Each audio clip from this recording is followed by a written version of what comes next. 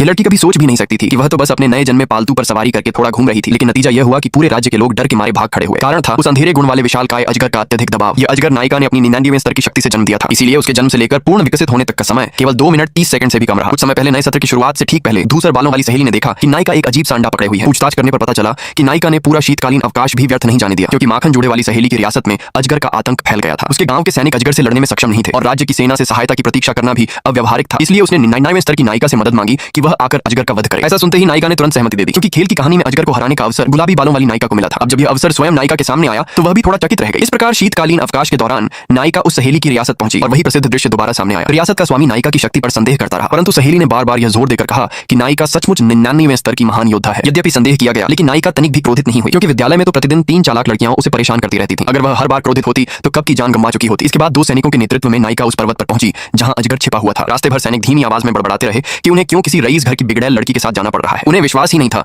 कि नायिका अजगर को परास्त कर पाएगी, मगर उन्हें बहुत शीघ्र ही करारा तमाचा मिला। अचानक सामने प्रकट हुए अजगर को देखकर सैनिक तुरंत छिप गए, परंतु नायिका तनिक भी विचलित नहीं हुई। उसने सीधे अजगर के प्रचंड आघात को सह लिया और फिर तुरंत पलटकर वार किया।